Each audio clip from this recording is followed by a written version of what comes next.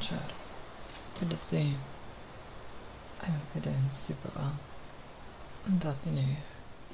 And Happy New Year.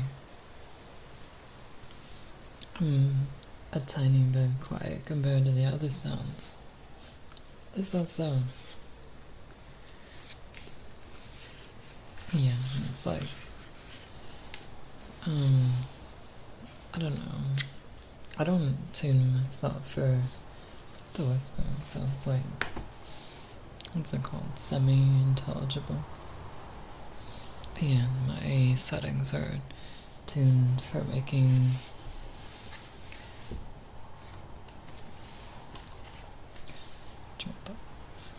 these sounds like this.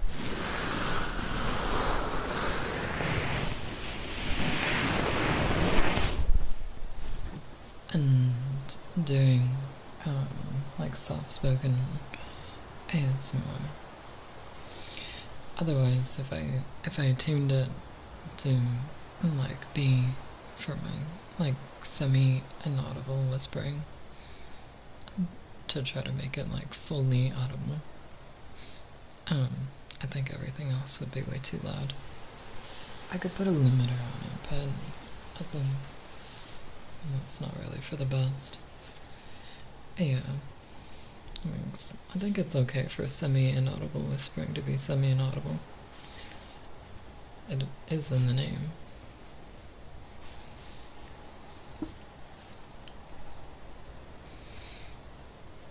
I don't know though, maybe not. Should I tell my editor not to put this on YouTube? I guess I can check it out.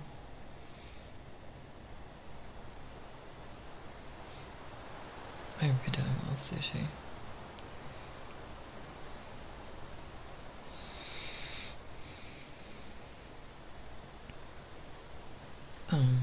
I've been in close with reading some Dune. If you were not here last time for it, well, the Duke rescued some workers because the carry-all wasn't able to take away the crawler, and so the spice workers were going to be eaten by a sandworm. But the Duke rescued them and ordered his men to take them away in their ornithopters, and they threw out some of their gear and flew slightly over capacity.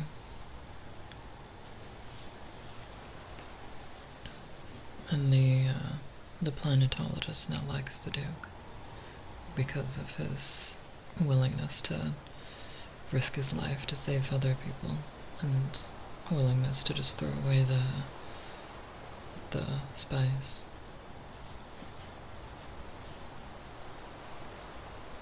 Which is worth a lot of money.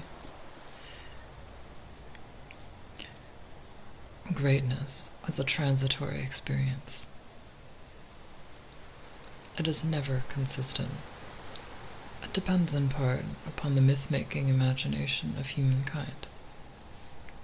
The person who experiences greatness must have a feeling for the myth he is in.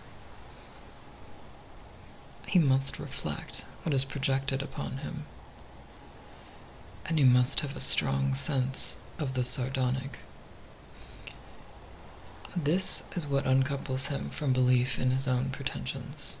The sardonic is all that permits him to move within himself. Without this quality, even occasional greatness will destroy a man. Oh, nice. Yeah, sandworm be like numb. From Collected Sayings of Muad'Dib by the Princess Irulan. In the dining hall of the Iraqi great house, dispenser lamps had been lighted against the early dark. They cast their yellow glows upward onto the black bull's head with its bloody horns, and onto the darkly glistening oil painting of the old Duke. Beneath these talismans, white linen shone around the burnished reflections of the Atreides silver, which had been placed in a precise arrangement along the great table, little archipelagos of service waiting beside the crystal glasses, each setting squared off before a heavy wooden chair. The classic central chandelier remained unlighted, and its chain twisted upward into shadows where the mechanism of the poisoned snooper had been concealed.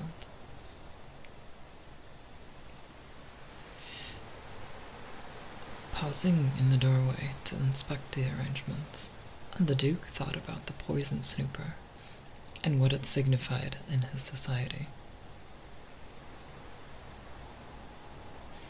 All of a pattern, he thought. You can plumb us by our language.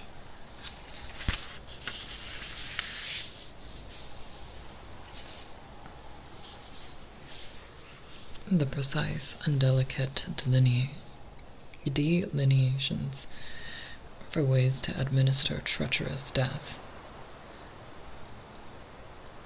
Will someone try murky tonight? Poison in the drink? Or will it be Chalmers? Poison in the food? Thank you so much for the book, Wanda. Your support is much appreciated.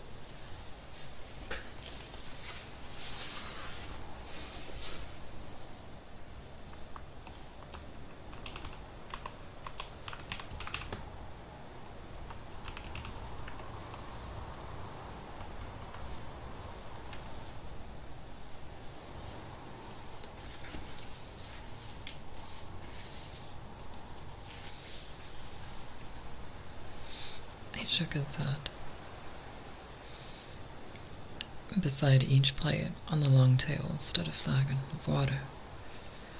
There was enough water along the table, the Duke estimated, to keep a poor Iraqian family for more than a year.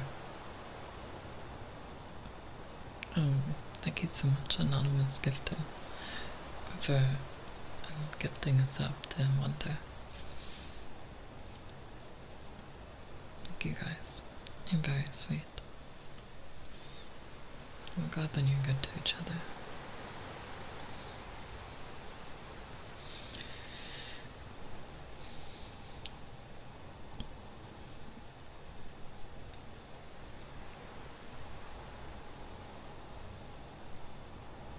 I hope the sweetness comes back to you guys too.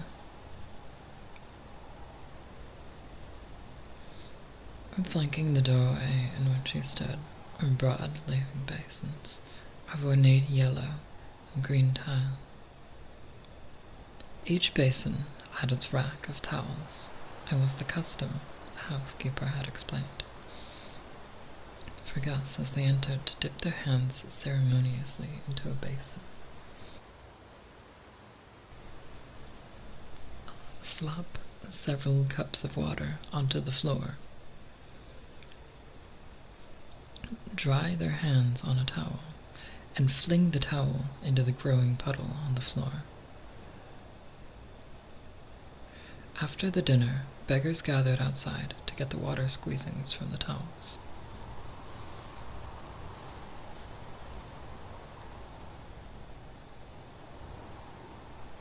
How typical of a Harkonnen fief, the Duke thought.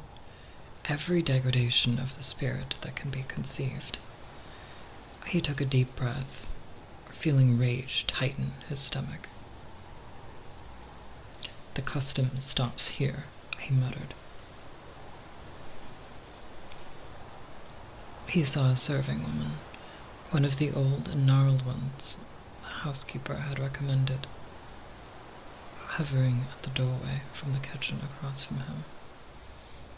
The Duke signaled with upraised hand. She moved out of the shadows, scurried around the table toward him, and he noted the leathery face, the blue within blue eyes. My lord wishes. She kept her head bowed, eyes shielded. He gestured. Have these basins and towels removed. But, nobleborn, she looked up, mouth gaping. I know the custom, he barked. Take these basins to the front door. While we're eating and until we've finished, each beggar who calls may have a full cup of water. Understood?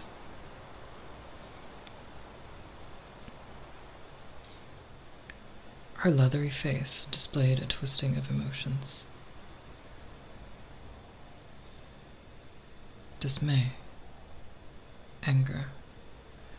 With sudden insight, later realized that she must have planned to sell the water squeezings from the foot-trampled towels, wringing a few coppers from the wretches who came to the door. Perhaps that also was a custom.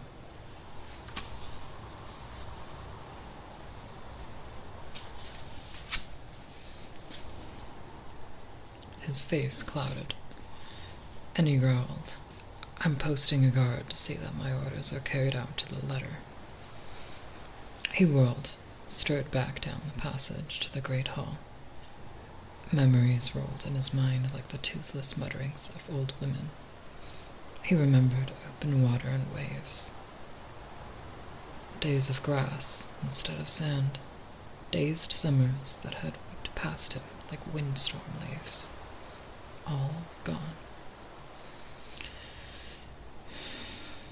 I'm getting old, he thought. I felt the cold hand of my mortality. And in what? An old woman's greed.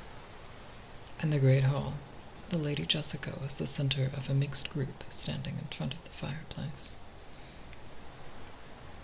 An open blaze crackled there, casting flickers of orange light onto jewels and laces and costly fabrics.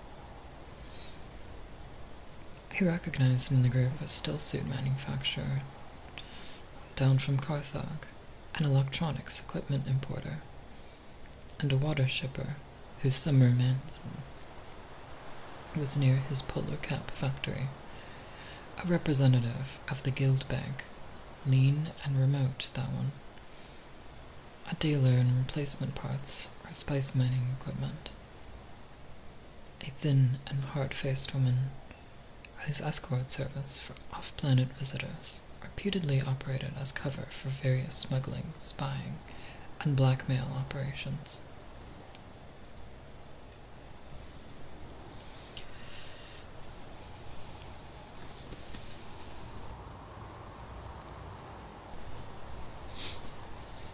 Most of the women in the hall seemed cast from a specific type, decorative, precisely turned out, an odd mingling of untouchable sensuousness.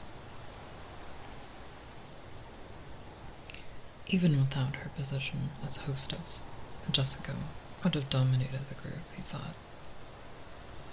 She wore no jewelry, and had chosen warm colors, a long dress, almost the shade of the open blaze, and an earth-brown band around her bronzed hair. He realized she had done this to taunt him subtly, a reproof against his recent pose of coldness.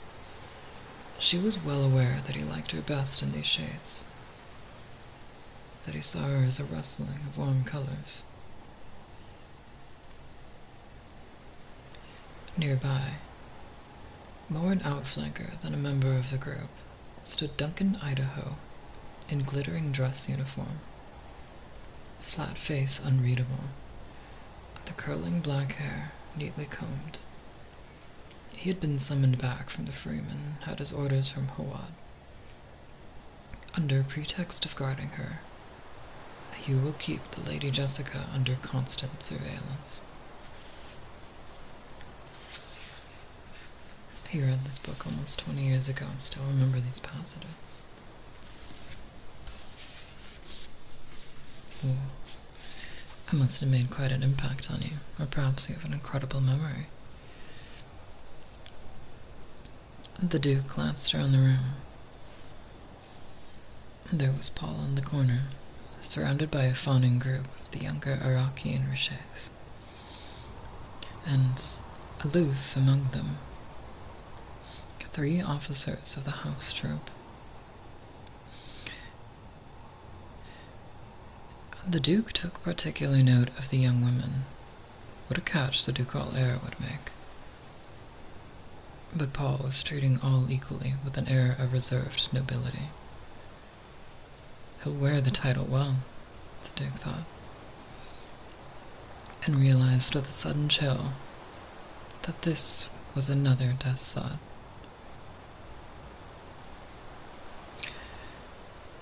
Paul saw his father in the doorway, avoided his eyes.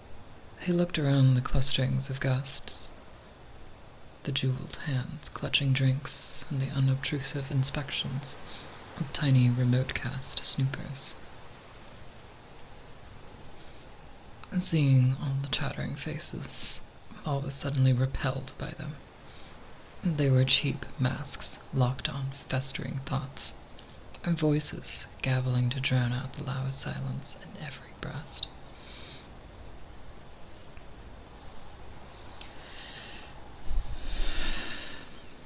I'm in a sour mood, he thought, and wondered what Gurney would say to that. He knew the mood's source. He hadn't wanted to attend this function, but his father had been firm. You have a place, a position to uphold. You're old enough to do this. You're almost a man. Paul saw his father emerge from the doorway, inspect the room, then cross to the group around the Lady Jessica. As Leto approached Jessica's group, the water shipper was asking, "Is it true the Duke will put in weather control?" From behind the man, the Duke said, "We haven't gone that far in our thinking, sir." The man turned, exposing a bland, round face, darkly tanned. "Ah, the Duke," he said. "We missed you." Leto glanced at Jessica. A thing needed doing. He returned his attention to the water shipper, explained what he had ordered for the leaving basins, adding, "As far as I'm concerned, the old custom ends now." "Is that a ducal order, my lord?" the man asked. "I leave that to your own conscience," the Duke said. He turned, noting Kynes coming up to the group.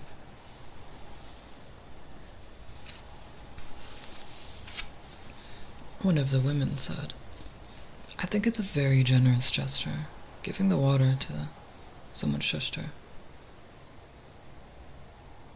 The Duke looked down at Kynes, noting that the planetologist wore an old-style dark brown uniform, with epaulets of the Imperial Civil Servant, and a tiny gold teardrop of rank at his collar. The water shipper asked in an angry voice, "Does the Duke imply criticism of our custom?" "This custom has been changed," Leto said. He nodded to Kynes, marked the frown on Jessica's face, thought, "A frown does not become her, but it'll increase rumors of friction between us." With the Duke's permission, the water shipper said, "I'd like to inquire further about customs." Leto heard the sudden oily tone in the man's voice, noted the watchful silence in the group, the way heads were beginning to turn toward them around the room. "Isn't it almost time for dinner?" Jessica asked. "But our guest has some questions," Leto said, and he looked at the water shipper, seeing a round-faced man with large eyes and thick lips. Recalling Hawat's memorandum, "And this water shipper is a man to watch. Lingar Butte. Remember the name. The Harkonnens used him, but never fully controlled him." "Water customs are so interesting," Butte said, and there was a smile on his face. "I'm curious what you intend about the conservatory attached to this house. Do you intend to continue flaunting it in the people's faces, my lord?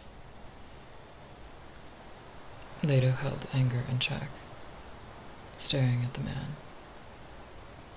Thoughts raced through his mind. It had taken bravery to challenge him at his own ducal castle, especially since they now had Butte's signature over a contract of allegiance. The action had taken, also, a knowledge of personal power. Water was indeed power here. If water facilities were mined, for instance, ready to be destroyed at a signal, the man looked capable of such a thing. Destruction of water facilities might well destroy Arrakis. I could well have been the club this Butte held over the Harkonnens.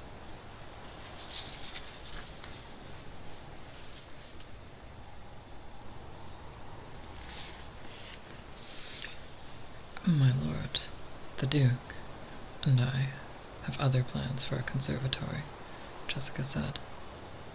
She smiled at Leto.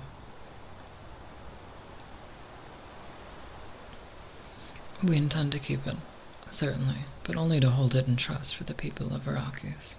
It is our dream that someday the climate of Arrakis may be changed sufficiently to grow such plants anywhere in the open. Bless her, Leto thought. Let her water shipper chew on that. Your interest in water and weather control is obvious, the Duke said. I'd advise you to diversify your holdings. One day, water will not be a precious commodity on Arrakis.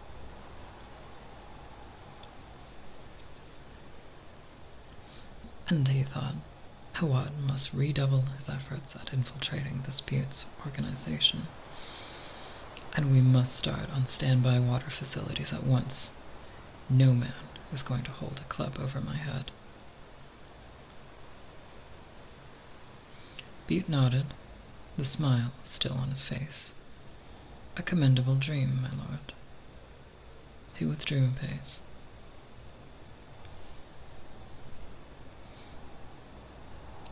Leto's attention was caught by the expression on Kyne's face. The man was staring at Jessica. He appeared transfigured, like a man in love, or caught in a religious trance. Kyne's thoughts were overwhelmed at the last by the words of the prophecy, and they shall share your most precious dream. He spoke directly to Jessica. Do you bring the shortening of the way? Ah, Dr. Kynes, the water shipper said. You've come in from tramping ground, with your mobs of freemen. How gracious of you. Kynes passed an unreadable glance across Butte, said, It is said in the desert that possession of water in great amount can inflict a man with fatal carelessness. They have many strange sayings in the desert, Butte said. But his voice betrayed uneasiness.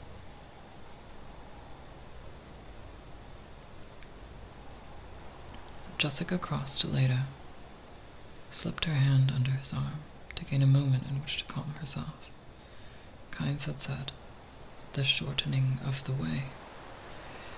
In the old tongue, the phrase translated as Kwisatz Haderach.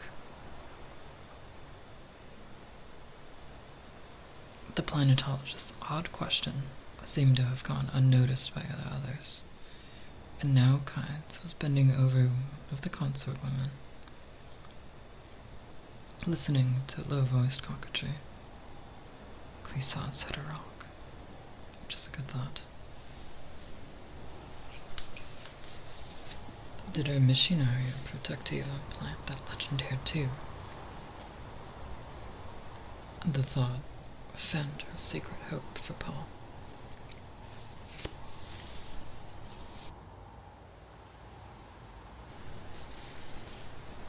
He could be the Kwisatz Haderach. He could be. The Guild Bank representative had fallen into conversation with the water shipper, and Bede's voice lifted above the renewed hum of the conversations. Many people have sought to change Iraqis. The Duke saw how the words seemed to pierce Kynes, jerking the planetologist upright and away from the flirting woman. Into the sudden silence, a house trooper in uniform of a footman cleared his throat behind Leto, said, "Dinner is served, my lord." The Duke directed a questioning glance down at Jessica. "The custom here is for the host and hostess to follow their guests to the table," she said, and smiled.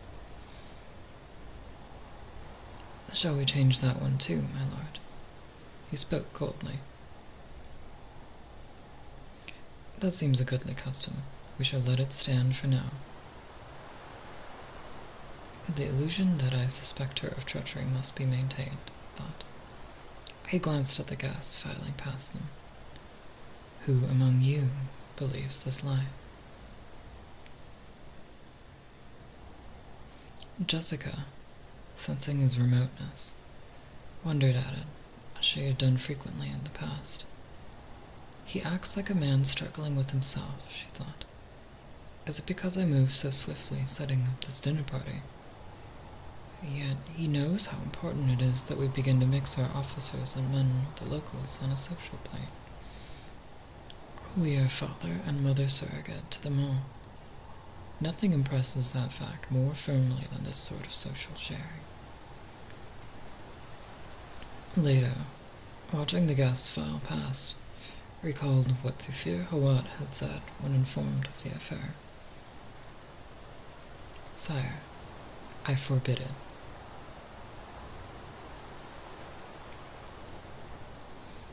A grim smile touched the Duke's mouth. What a scene that had been.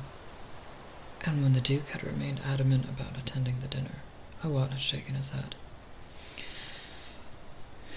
"I've bad feelings about this, my lord," had said.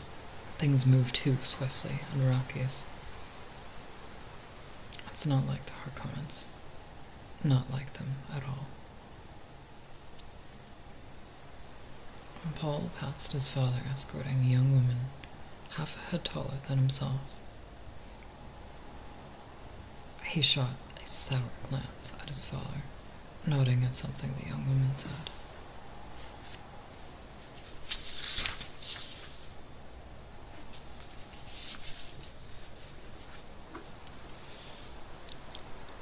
"Her father manufactures still suits," Jessica said.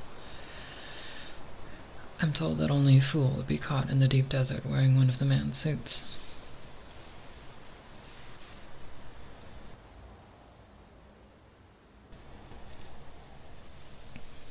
"Who's the man with the scarred face ahead of Paul?" the Duke asked. "I don't place him." "A late addition to the list," she whispered. Gurney arranged the invitation. "Smuggler." Gurney arranged. At my request, it was cleared with Hawat, although I thought Hawat was a little stiff about it. "The smuggler is called Tuek, Esmar Tuek. He's a power among his kind. They all know him here. He's dined at many of the houses." "Why is he here?" "Everyone here will ask that question," she said. "Tuek will sow doubt and suspicion just by his presence. I'll also serve notice that you're prepared to back up your orders against Kraft, by enforcement from the smuggler's end as well." This was the point Hawat appeared to like. "I'm not sure I like it."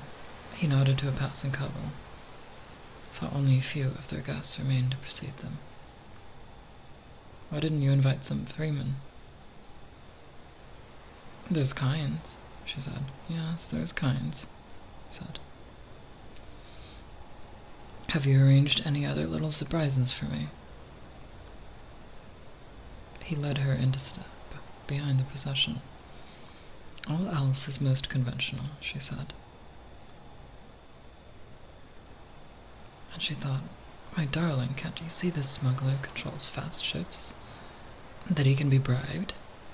We must have a way out, a door of escape from Arrakis if all else fails us here." As they emerged into the dining hall, she disengaged her arm, allowed Leto to seat her. He strode to his end of the table. A footman held his chair for him.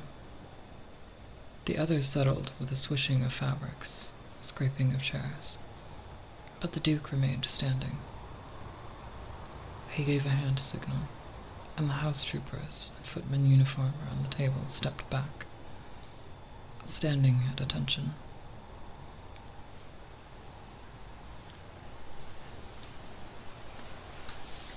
Uneasy silence settled over the room.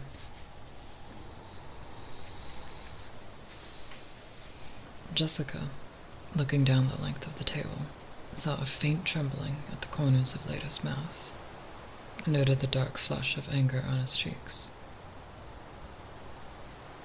What has angered him? She asked herself. Surely not my invitation to the smuggler.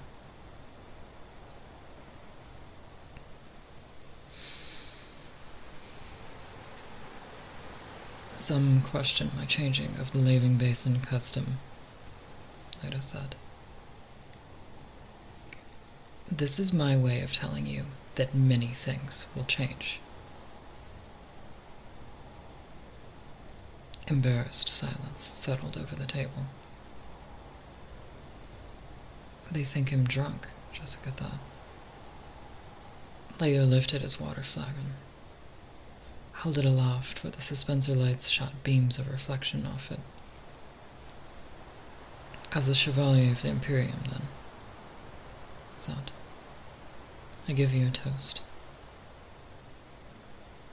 The others grasped the flagons, all eyes focused on the Duke.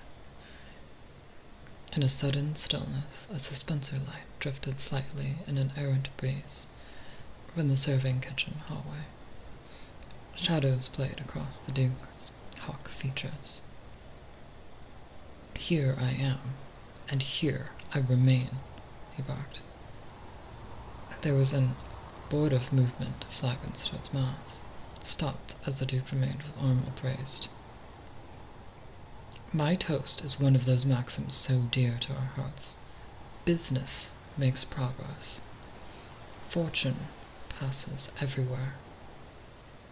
He sipped his water. The others joined him. Questioning glances passed among them. Gurney, the Duke called. From an alcove at Leto's end of the room came Halleck's voice. Here, my lord. Give us a tune, Gurney. A minor chord from the bell set floated out of the alcove. Servants began putting plates of food on the table, at the Duke's gesture releasing them. Roast dessert hare and sauce pera, a blamage cereal, chuka and a glass, coffee, melange. A rich cinnamon odor from the spice wafted across the table.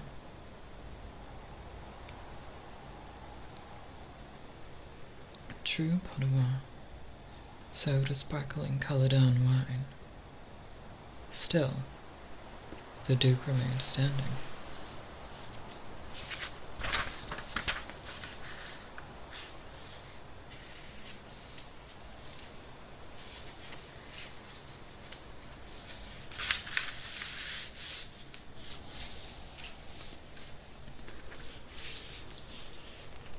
As the guests waited, their attention torn between the dishes placed before them and the standing Duke, Leto said,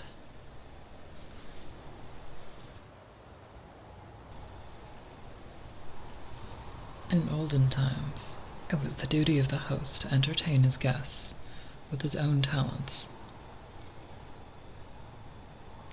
His knuckles turned white, so fiercely did he grip his water flagon. I cannot sing, but I give you the words of Gurney's song. Consider it another toast. a toast to all who've died, bringing us to the station. An uncomfortable stirring sounded around the table. Jessica lowered her gaze, glanced at the people seated nearest her. There was the round-faced water shipper and his woman, the pale and austere guild bank representative. He seemed a whistle-faced scarecrow, his eyes fixed on Leda. The rugged and scar-faced Tuick, his blue-within-blue eyes downcast. Review, France. Troops long past review.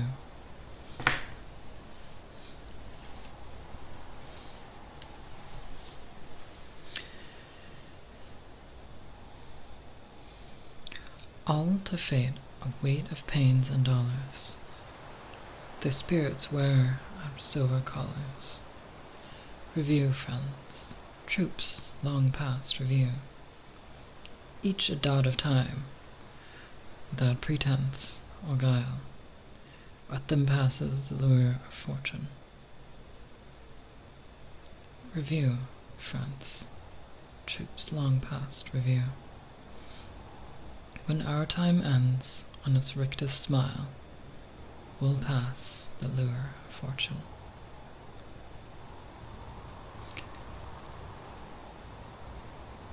The Duke allowed his voice to trail off on the last line, took a deep drink from his water flagon, slammed it back onto the table. Water slopped over the brim onto the linen. The others drank in embarrassed silence.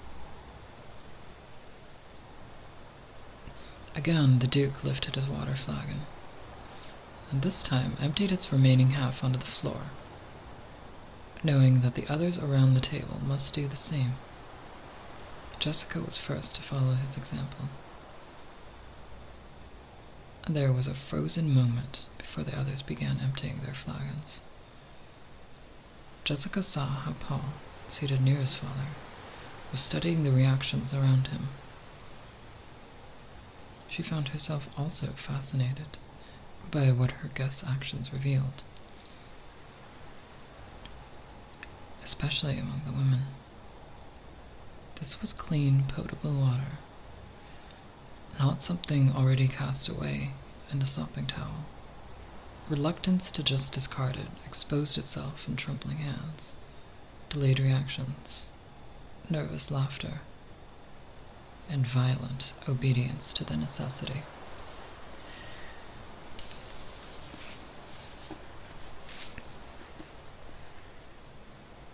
One woman dropped her flagon, looked the other way as her male companion recovered it. Kind sir caught her attention most sharply.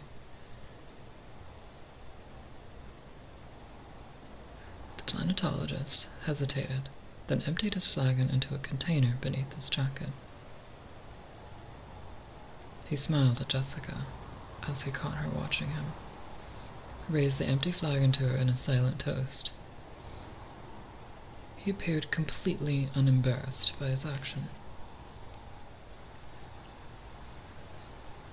Alec's music still wafted over the room, but it had come out of its minor key, lilting, lively now, as though we were trying to lift the mood. "Let the dinner commence," the Duke said, and he sank into his chair. He's angry and uncertain, Jessica thought. The loss of that factory crawler hit him more deeply than it should have. It must be something more than that loss. He acts like a desperate man. She lifted her fork, hoping in the motion to hide her own sudden bitterness. Why not? He is desperate. Slowly at first, then with increasing animation, the dinner got underway. The still-suit manufacturer complimented Jessica on her chef and wine. "We've brought both from Caladan," she said. Superb, he said, tasting the chupka. Simply superb. Not a hint of melange in it. One gets so tired of the spice and everything. The Guild Bank representative looked across at Kynes. I understand, Dr. Kynes, that another factory crawler has been lost to a worm. News travels fast, the Duke said. Then it's true, the banker asked, shifting his attention to later. Of course it's true, the Duke snapped. The blasted carryall disappeared. It shouldn't be possible for anything that big to disappear.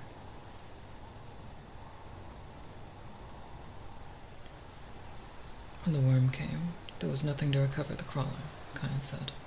It should not be possible, the Duke repeated. No one saw the carryall leave? The banker asked.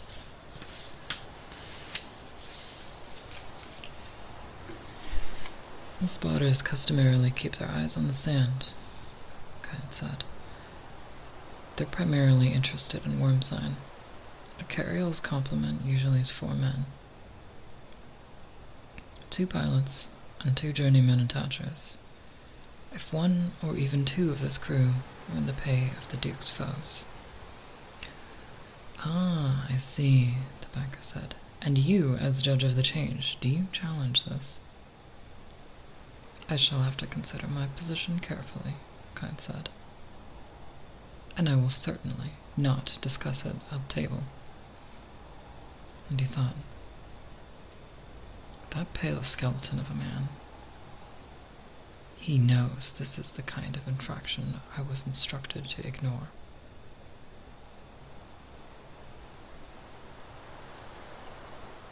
The banker smiled, returned his attention to the food.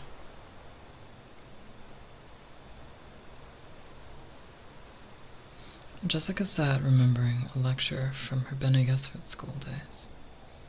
The subject had been espionage and counter-espionage. A plump, happy-faced Reverend Mother had been the lecturer, her jolly voice contrasting weirdly with the subject matter. A thing to note about any espionage and or counter-espionage school is the similar basic reaction pattern of all its graduates. Any enclosed discipline sets its stamp, its pattern, on its students. That pattern is susceptible to analysis and prediction.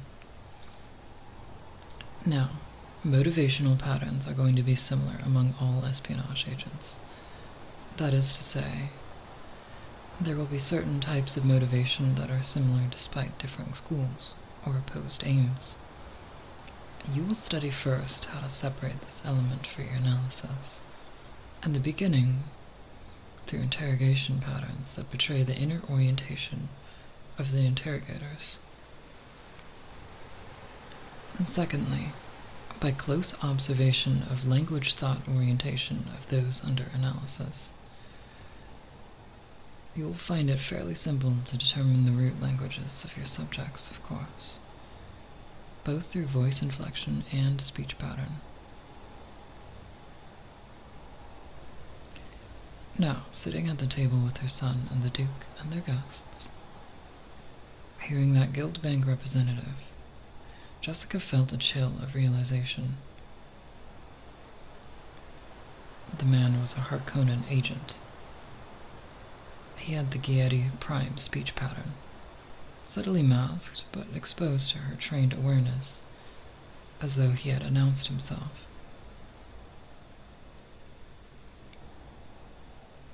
Does this mean the Guild itself has taken sides against the House Atreides?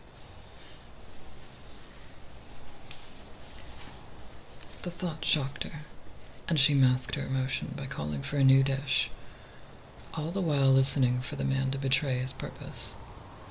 He will shift the conversation next to something seemingly innocent, but with ominous overtones, she told herself. It's his pattern.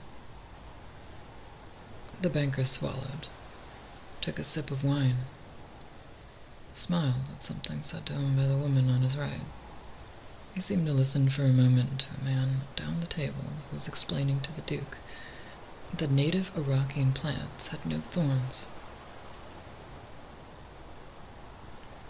"I enjoy watching the flights of birds on Iraqis," the banker said, directing his words at Jessica. "All of our birds, of course, are carrion eaters, and many exist without water, having become blood drinkers." The stillsuit manufacturer's daughter, seated between Paul and his father at the other end of the table, twisted her pretty face into a frown and said, "Oh, Susu, you say the most disgusting things." The banker smiled. "They call me Susu because I'm financial advisor to the Water Peddlers Union." And as Jessica continued to look at him without comment, he added, "Because of the water seller's cry, Su-su-suk." And he imitated the call with such accuracy that many around the table laughed. Jessica heard the boastful tone of voice, but noted most that the young woman had spoken on cue, a set piece. She had produced the excuse for the banker to say what he had said. She glanced at Lingard Butte. The water magnate was scowling, concentrating on his dinner. It came to Jessica that the banker had said, "I, too, control that ultimate source of power on Arrakis. Water."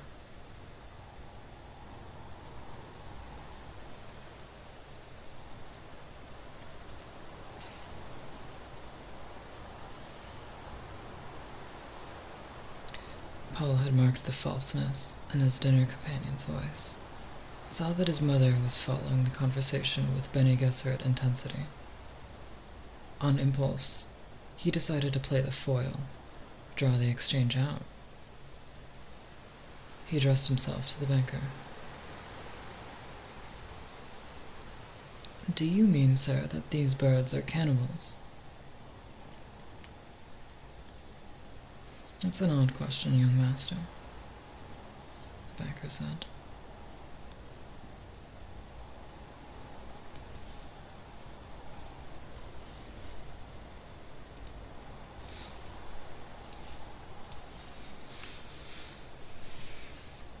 "I merely said that the birds drink blood.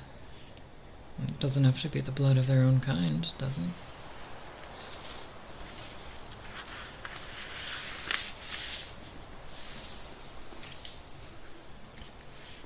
"It was not an odd question," Paul said. And Jessica noted the brittle riposte quality of her training exposed in his voice. Most educated people know that the worst potential competition for any young organism can come from its own kind. He deliberately forked a bite of food from his companion's plate, ate it.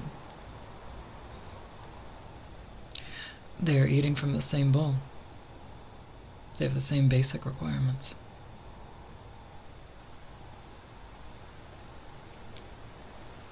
The banker stiffened, scowled at the Duke.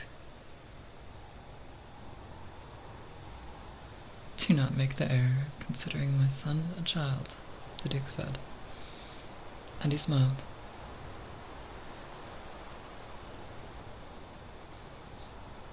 Jessica glanced around the table, noted that Butte had brightened, that both Kynes and the smuggler Tuick were grinning. "It's a rule of ecology," Kynes said. "The young master appears to understand quite well. The struggle between life elements is the struggle for the free energy of a system. Blood's an efficient energy source." The banker put down his fork, spoke in an angry voice. "It said that the freeman scum drink the blood of their dead." Kynes shook his head, spoke in a lecturing tone. "Not the blood, sir, But all of a man's water ultimately belongs to his people, to his tribe. It's a necessity when you live near the Great Flood. All water is precious there, and the human body is composed of some 70% water by weight. A dead man surely no longer requires that water. The banker put both hands against the table beside his plate, and Jessica thought he was going to push himself back, leave in a rage. Kynes looked at Jessica. "Forgive me, my lady, for elaborating on such an ugly subject at table. But you were being told falsehood, and it needed clarifying." "You've associated so long with Freeman that you've lost all sensibilities," the banker rasped. Kynes looked at him, calmly studied the pale, trembling face. "Are you challenging me, sir?"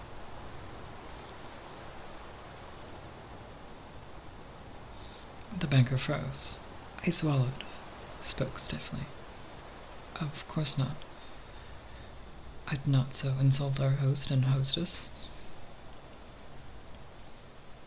And Jessica heard the fear in the man's voice, and saw it in his face, and his breathing.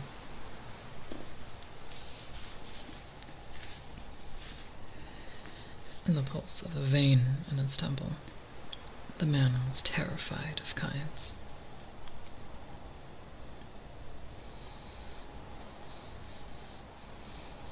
"Our host and hostess are quite capable of deciding for themselves when they've been insulted," Kynes said. "They're brave people who understand defense of honor. We may all attest to their courage by the fact that they are here now, on Arrakis." Jessica saw that Leto was enjoying this. Most of the others were not. People all around the table sat poised for flight, hands out of sight under the table. Two notable exceptions were Butte, who was openly smiling at the banker's discomfiture, and the smuggler, Tuick, who appeared to be watching Kynes for a cue. Jessica saw that Paul was looking at Kynes in admiration. "Well," Kynes said, "I meant no offense." The banker muttered, "If offense was taken, please accept my apologies." "Freely given, freely accepted," Kynes said. He smiled at Jessica, resumed eating as though nothing had happened.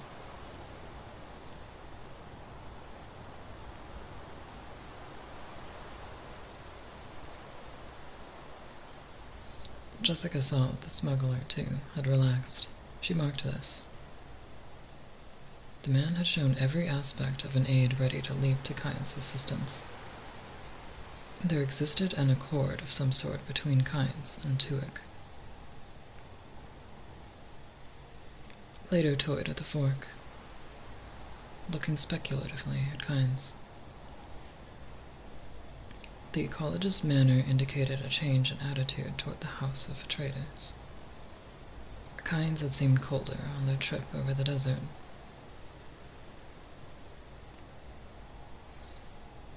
Jessica signaled for another course of food and drink. Servants appeared with logs de lapis, steak honor, red wine, and a sauce of mushroom yeast on the side. Slowly, the dinner conversation resumed, but Jessica heard the agitation in it, the brittle quality, saw that the banker ate in sullen silence. Kynes would have killed him without hesitating, she thought. She realized there was an offhand attitude towards killing in Kynes' manner. He was a casual killer, and she guessed this was a Freeman quality. Jessica turned to the stillsuit manufacturer on her left, said, find myself continually amazed by the importance of water on Arrakis.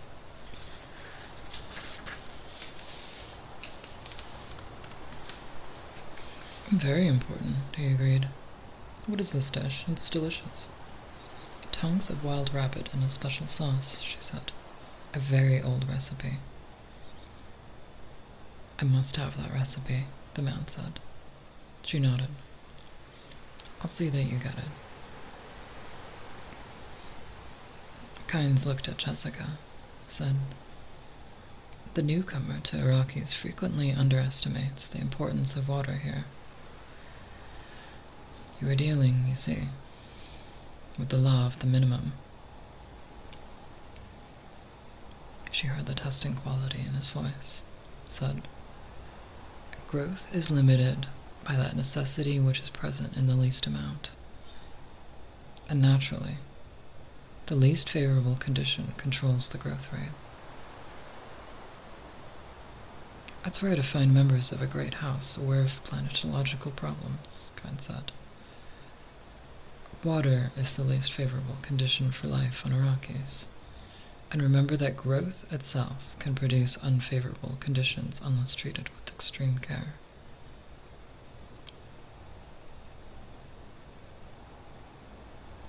She sensed a hidden message in Kynes' words, but knew she was missing it. Echo.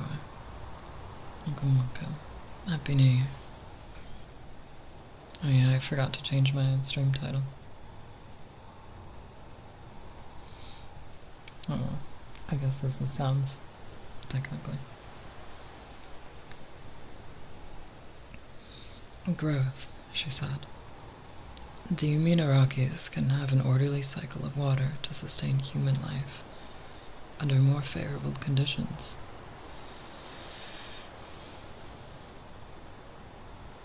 Impossible, a water magnet barked.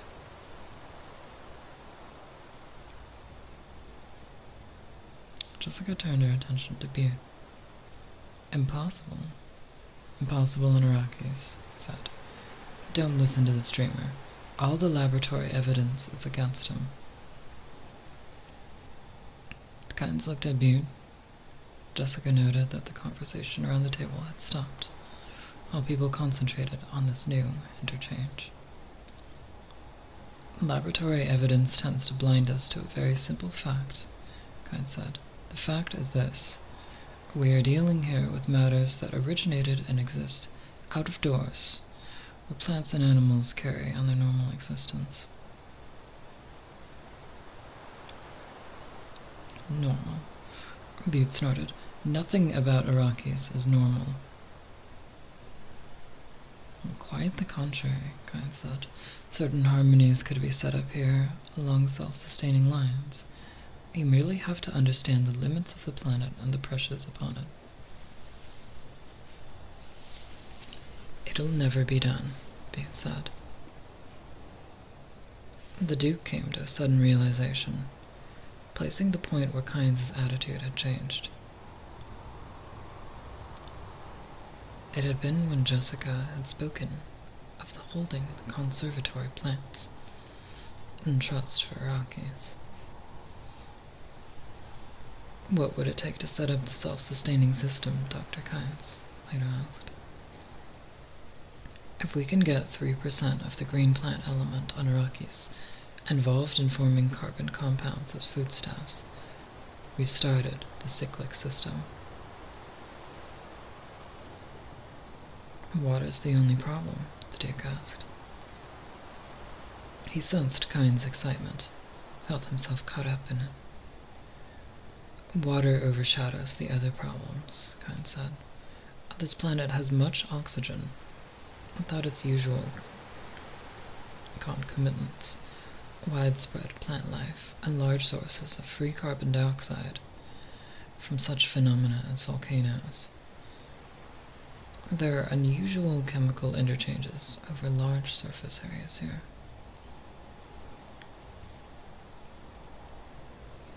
Do you have pilot projects? The Duke asked. We've had a long time in which to build up the Tansley effect, Small unit experiments on an amateur basis, from which my science may now draw its working facts, Kynes said. There isn't enough water, Beard said. There just isn't enough water. Master Beard is an expert on water, Kynes said. He smiled, turned back to his dinner.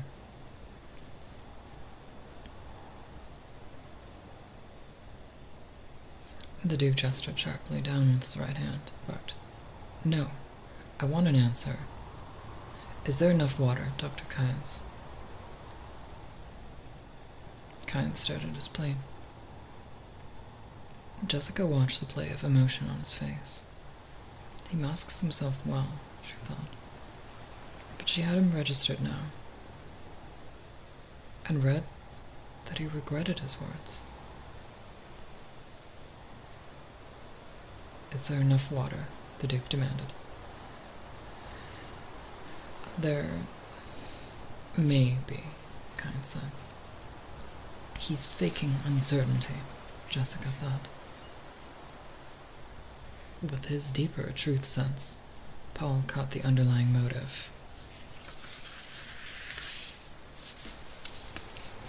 Had to use every ounce of his training to mask his excitement. There is enough water, but Kynes doesn't wish it to be known. Our planetologist has many interesting dreams, Beard said.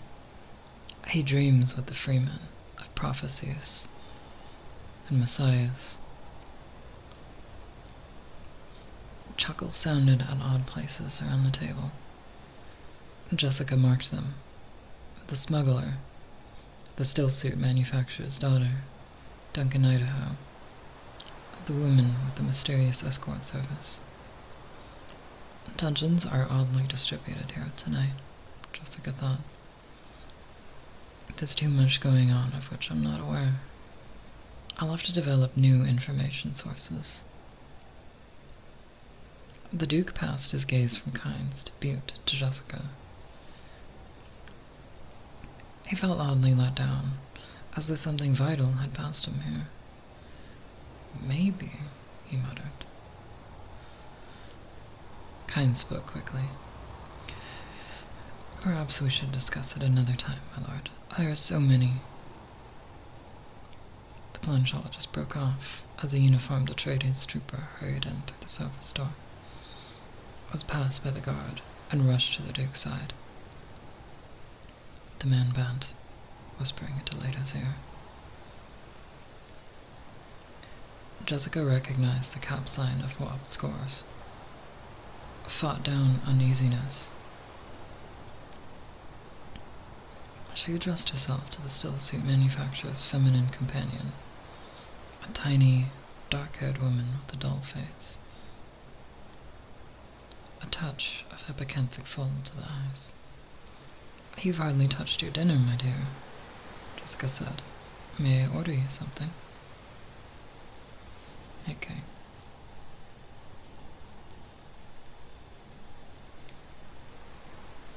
Happy New Year.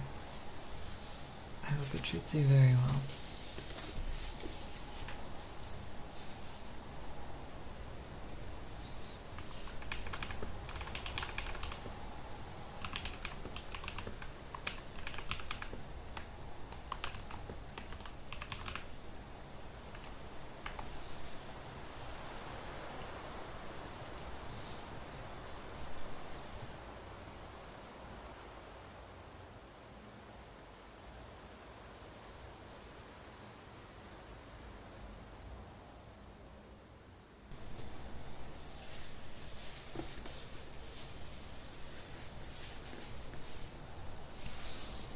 The woman looked at the stillsuit manufacturer before answering. Then, "I'm not very hungry." Abruptly, the Duke stood up beside his trooper, spoke in a harsh tone of command.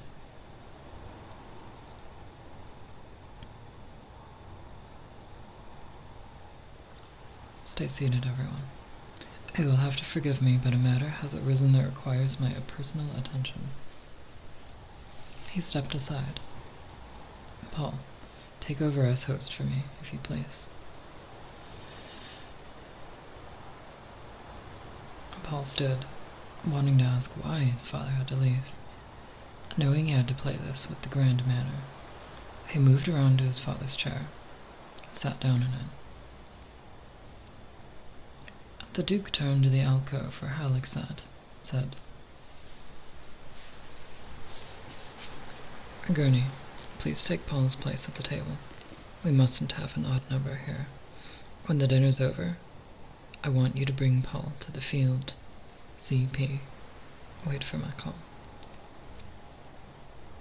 Halleck emerged from the alcove in dress uniform, his lumpy ugliness seeming out of place in the glittering finery. He leaned his balisette against the wall, crossed to the chair Paul had occupied, and sat down. There's no need for alarm, the Duke said, but I must ask that no one leave until our guardhouse says it's safe. He will be perfectly secure as long as you remain here, and we'll have this little trouble cleared up very shortly. Paul caught the code in his father's message. Guard, safe, secure, shortly. The problem was security, not violence. He saw that his mother had read the same message.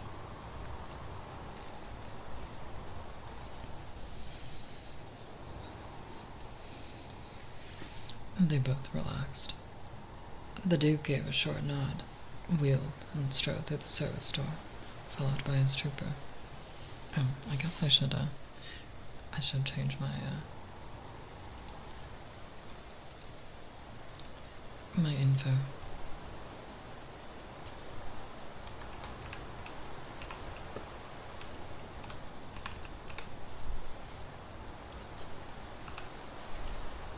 And there we go.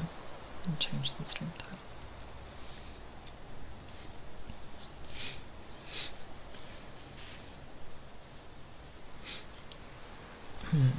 Maybe I could put both.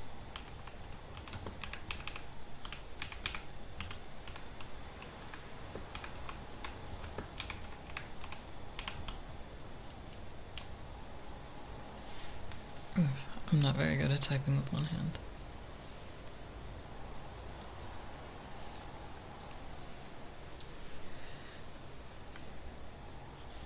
The Duke gave a short nod, wheeled and strode through the service door, followed by his trooper. Paul said, Please go on with your dinner.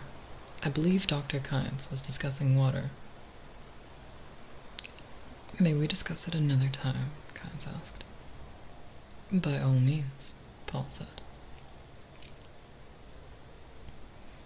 And Jessica noted with pride her son's dignity, the mature sense of assurance. The banker picked up his water flagon, gestured with it at Bune. None of us here can surpass Master Lingard Bune in flowery phrases. One might almost assume he aspired to great house status. Come, Master Bune, lead us in a toast. Perhaps you've a dollop of wisdom for the boy who must be treated like a man. Jessica clenched her right hand into a fist beneath the table. She saw a hand signal pass from Halleck to Idaho, and saw the house troopers along the walls move into positions of maximum guard. Beard cast a venomous glare at the banker.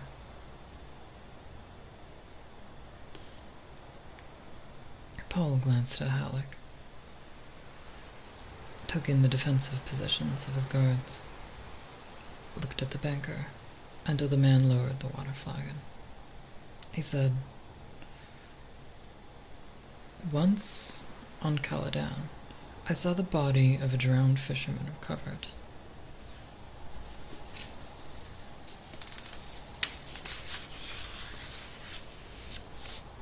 He drowned. I was the stillsuit manufacturer's daughter. Paul hesitated. Then, yes. Immersed in water until dead. Drowned. What an interesting way to die, she murmured. Paul's smile became brittle. He returned to the attention to the banker. The interesting thing about this man was the wounds on his shoulders, made by another fisherman's claw boots. This fisherman was one of several in a boat, a craft for traveling on water, but foundered, sank beneath the water. Another fisherman, helping recover the body, said he'd seen the marks like this man's wounds several times. They meant another drowning fisherman had tried to stand on this poor fellow's shoulders in the attempt to reach up to the surface, to reach air.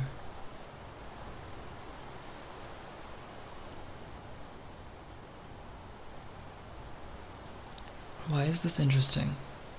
The banker asked. Because of an observation made by my father at the time. He said the drowning man who climbs on your shoulders to save himself is understandable, except when you see it happen in the drawing room. Paul hesitated just long enough for the banker to see the point coming. Then, and I should add, except when you see it at the dinner table.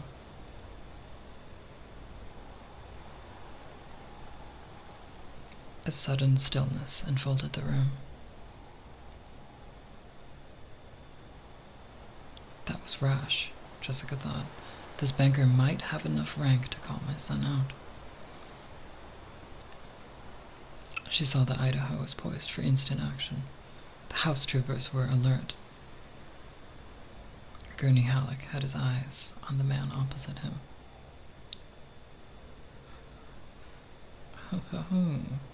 It was the smuggler, Tuick, head thrown back and laughing, with complete abandon.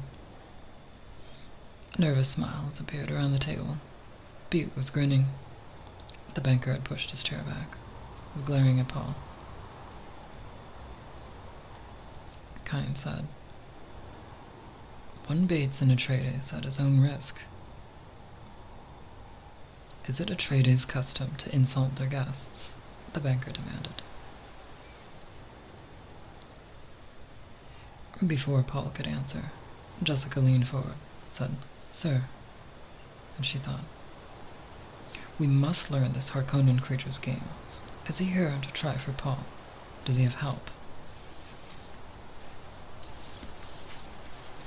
"My son displays a general garment, and you claim it's cut to your fit," Jessica asked. "What a fascinating revelation." She slid a hand down to her leg, to the crysknife she had fastened in a calf sheath.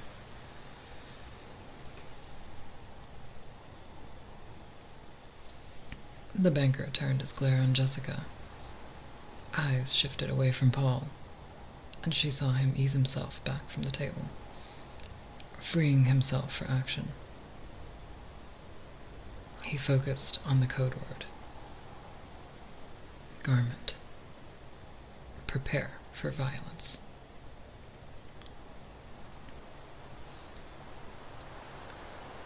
Kynes directed a speculative look at Jessica.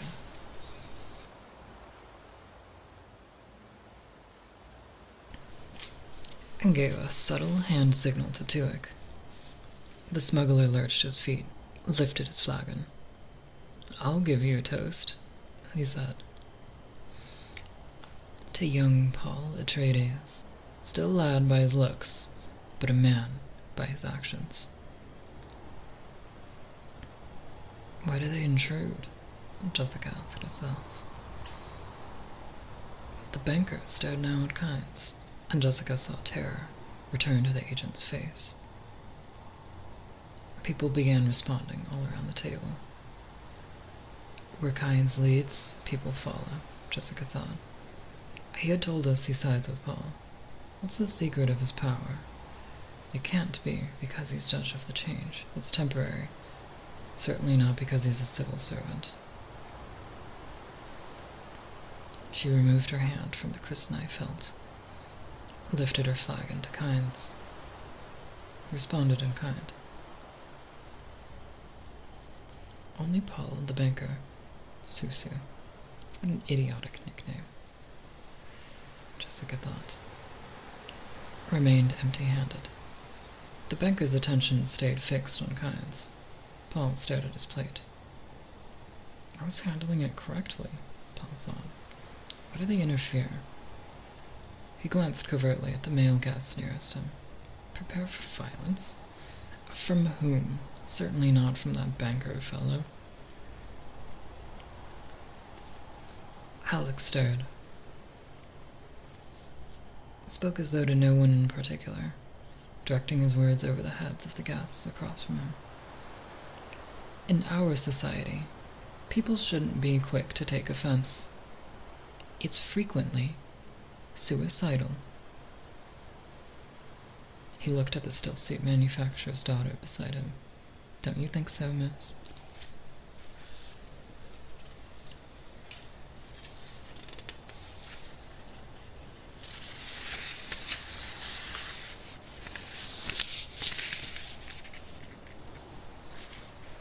Oh, yes.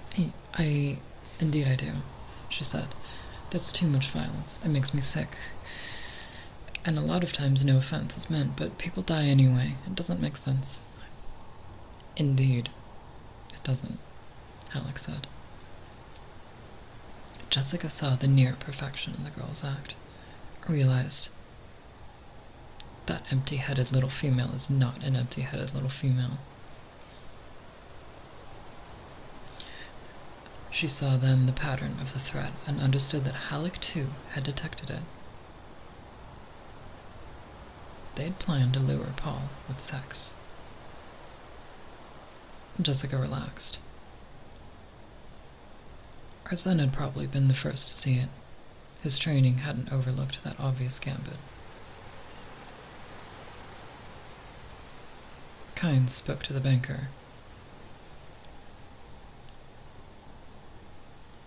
Isn't another apology in order? The banker turned a sickly grin toward Jessica. Said, My lady, I fear I've overindulged in your wines. You serve potent drink at table, and I'm not accustomed to it. Jessica heard the venom beneath his tone. Spoke sweetly. On strangers meet, great allowance should be made for differences of custom and training. Thank you, my lady, he said.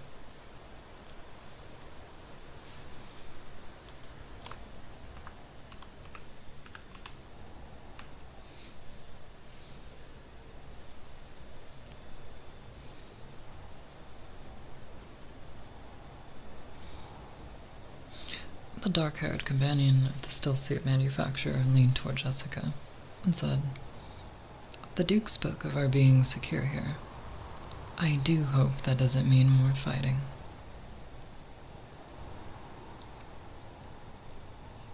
She was directed to lead the conversation this way, Jessica thought.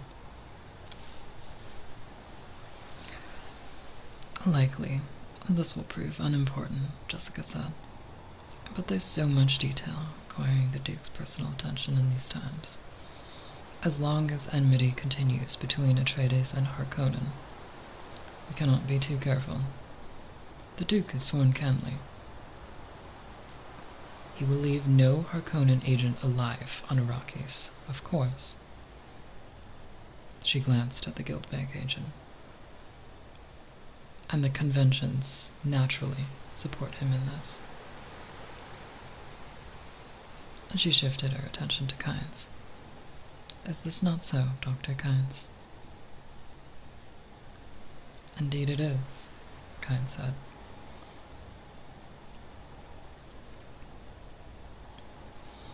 The still-suit manufacturer pulled his companion gently back. She looked at him, said, I do believe I'll eat something now. I'd like some of that bird dish you served earlier. Jessica signaled the servant, turned to the banker. And you, sir, were speaking of birds earlier and of their habits. I find so many interesting things about Iraqis. Tell me, where is the spice found? Do the hunters go deep into the desert? Oh, no, my lady, it said. Very little's known of the deep desert, and almost nothing of the southern regions. There's a tale that a great motherlode of spice was to be found in the southern regions, Kind said. But I suspect it was an imaginative invention made solely for purposes of song. Some daring spice hunters do, on occasion, penetrate into the edge of the central belt. But that's extremely dangerous. Navigation is uncertain. Storms are frequent. Casualties increase dramatically the farther you operate from the shield wall bases. It hasn't been found profitable to venture too far south. Perhaps if we had a weather satellite. Butte looked up. Spoke around a mouthful of food. It said the Freemen travel there, that they go anywhere. And I've hunted out soaks and sipwells even in the southern latitudes. Soaks and sipwells? Jessica asked. Kind spoke quickly. Wild rumors, my lady. These are known on other planets, not on Arrakis. A soak is a place where water seeps to the surface, or near enough to the surface to be found by digging according to certain signs. A sipwell is a form of soak, where a person draws water through a straw. So it is said. There's deception in his words, Jessica thought. Why is he lying? Paul wondered. How very interesting, Jessica said, and she thought, it is sad. What a curious speech mannerism they have here. If they only knew what it reveals about their dependence on superstitions. I've heard you have a saying, Paul said, that polish comes from the cities, wisdom from the desert. There are so many sayings in Arrakis, Kind said. Before Jessica could frame a new question, a servant bent over her with a note. She opened it, saw the Duke's handwriting and code signs, scanned it. You'll all be delighted to know, she said, that our Duke sends his reassurances. The matter which called him away has been settled. The missing carryall has been found.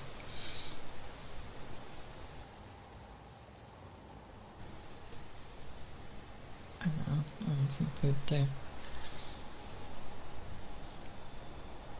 I think after stream I'm gonna go park out and make some food. A Harkonnen agent and the crew overpowered the others and flew the machine to a smuggler's base, hoping to sell it there. Both man and machine were turned over to our forces. She nodded to Tuek. The smuggler nodded back. Jessica refolded the note, tucked it into her sleeve. I'm glad it didn't come to open battle, the banker said. The people have such hopes the Atreides will bring peace and prosperity. Especially prosperity, Butte said. Shall we have our dessert now? Jessica asked. I've had our chef prepare a Caladan sweet, pungi rice, and sauce dulce. That sounds wonderful, the still seat manufacturer said. Would it be possible to get the recipe? Any recipe you desire, Jessica said, registering the man for later mention to Howard. The stillsuit manufacturer was a fruitful little climber and could be bought.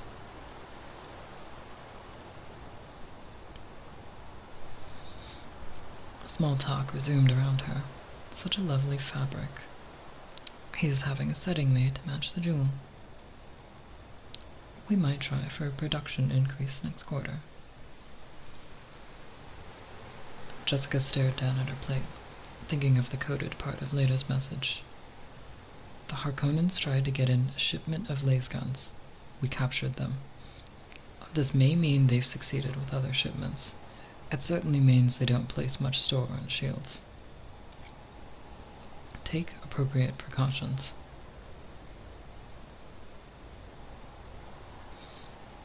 Jessica focused her mind on lace guns, wondering. The white-hot beams of disruptive light could cut through any known substance, provided that substance was not shielded. The fact that feedback from a shield would explode both lace gun and shield did not bother the Harkonnens.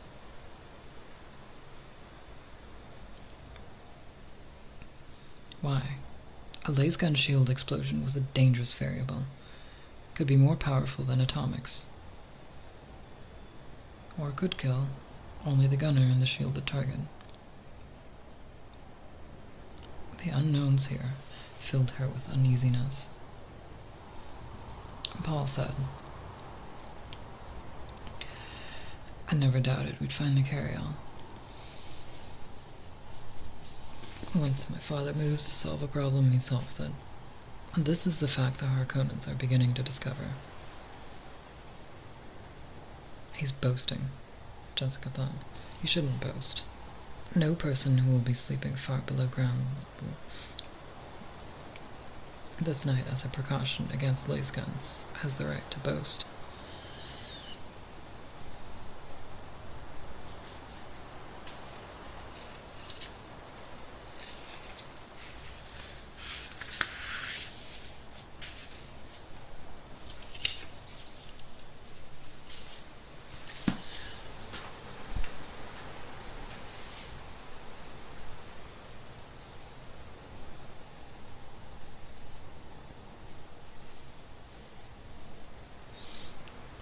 Dude, that was kind of a banger chapter.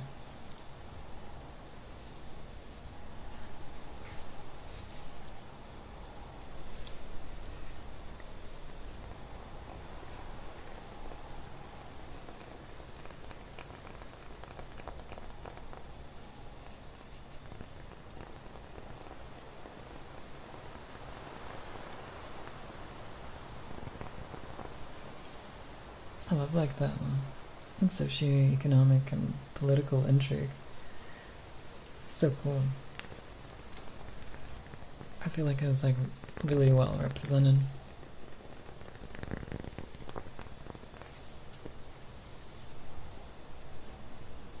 This book is so good.